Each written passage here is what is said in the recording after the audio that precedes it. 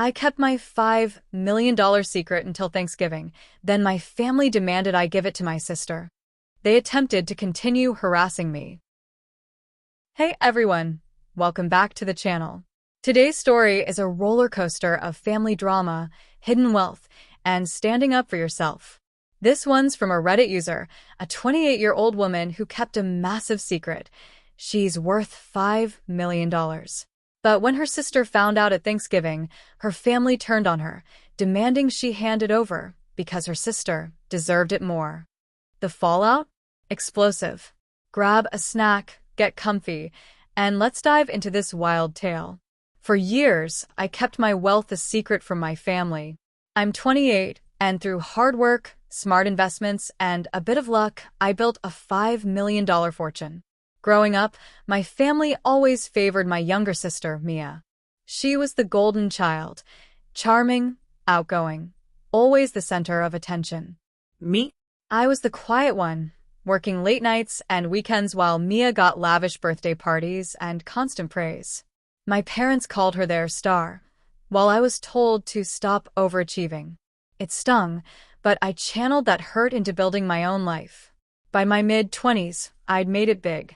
A tech startup I co-founded sold for millions, and I invested wisely, real estate, stocks, you name it. But I never told my family.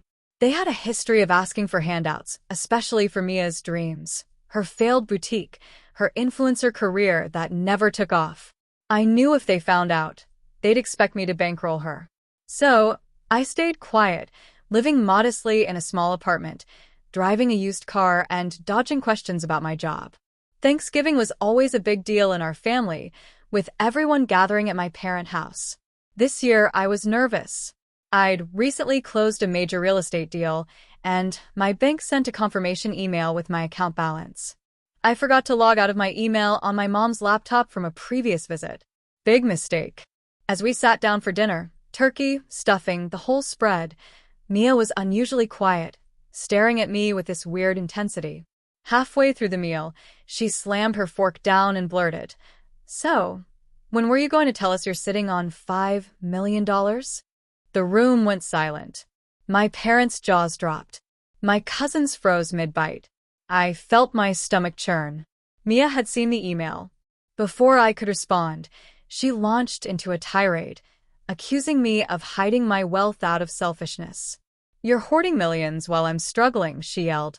My parents jumped in, demanding to know why I'd kept it a secret. I tried to explain I earned it was my safety net, but Mia cut me off. "You don't even need it. You live like a hermit. I could do so much more with that money." The table erupted. My mom said Mia deserved it more because she'd had a harder life. My dad called me ungrateful for not sharing with family. Even my aunt chimed in, saying I was tearing us apart by withholding. I was stunned. They didn't ask about my hard work, the sleepless nights, the risks I took. They just saw dollar signs, and they wanted them for Mia. I left dinner early, shaken, promising to think about it just to escape. That night, I couldn't sleep. Mia had always been the favorite, but this was next level. I decided to protect my future. I wasn't giving her a dime. Instead, I'd use my wealth to live life on my terms, starting with a dream vacation I'd always wanted. I booked a 3-month trip to Europe, planned a home purchase, and started looking into charities to support. But I kept it all quiet, knowing my family would lose it if they knew. The next week, the demands started. Mia texted me daily, pitching ideas for her business ventures and saying I owed her for all the times I outshined her. My parents called, guilt-tripping me about family loyalty. "Mia's struggling," my mom said. "You could change her life." I reminded them I'd worked for every penny while Mia spent her 20s chasing fame. Their response? "You're being selfish. Family helps family." My dad even suggested I owed Mia because she was less fortunate. Less fortunate? She'd had every opportunity handed to her. I stayed firm, but the pressure didn't stop. Mia posted a cryptic Instagram story about greedy siblings, clearly aimed at me. Friends started asking questions, and I realized she was spinning a narrative to make me the villain. I confronted her over the phone, calmly explaining that my money was mine to manage. She exploded, calling me heartless and saying I'd always been jealous of her. Jealous? Of her constant handouts and failed ventures? I hung up done. Then my parents escalated things. They sent a long email accusing me of abandoning the family and demanding I give Mia at least $1 million to even things out. They claimed I was making them look bad in front of relatives. I replied, short and firm, "My money is mine. I don't owe anyone anything." That's when Mia took it public, posting a Facebook rant about how I was hoarding wealth while she struggled. She painted herself as a victim, and some relatives bought it, commenting about my cold heart. But others, friends, coworkers, defended me, pointing out Mia's history of entitlement. Amid the chaos, a surprise lifted me up.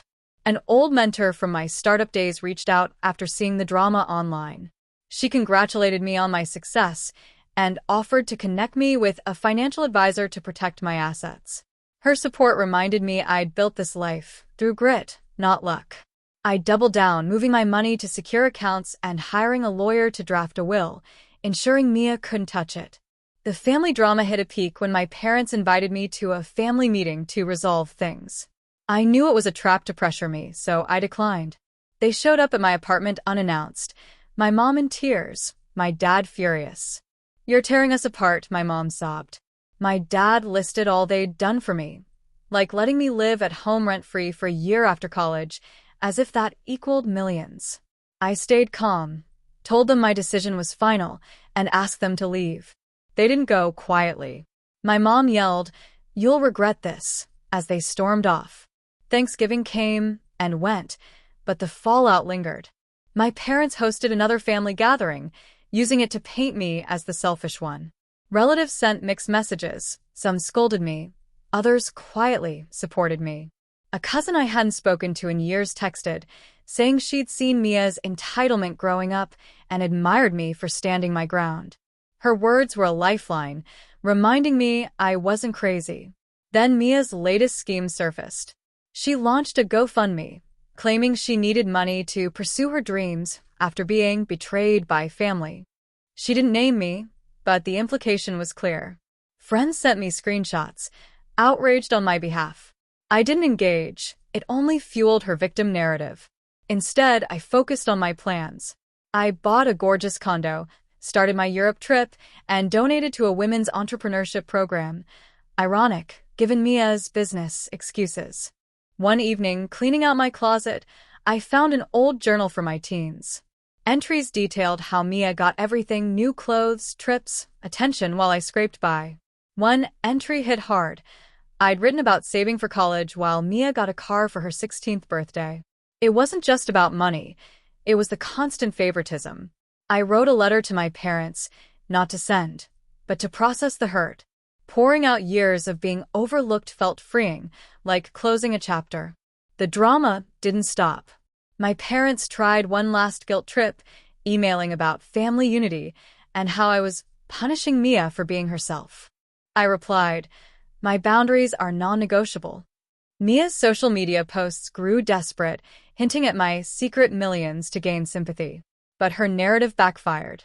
Relatives started questioning her story, and some apologized for buying into it.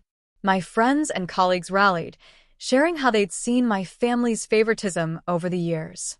I threw myself into my new life, traveling, decorating my condo, and planning a Friendsgiving with my chosen family. For my next big milestone, I'm dreaming of a charity gala to give back. Looking back, I have no regrets. Keeping my wealth secret, setting boundaries, facing the fallout. It led to a peace I hadn't known. My family may never understand, but I'm surrounded by people who value me for me, not my money. And that's worth more than $5 million. Wow, what a story. This woman built an empire and stood her ground against a family who saw her as a cash machine. Did she do the right thing by keeping her money from her sister? Have you ever had to protect your success from entitled family? Drop your thoughts in the comments, and don't forget to like, subscribe, and hit that bell for more Reddit stories. Until next time, stay strong, and keep building your dreams.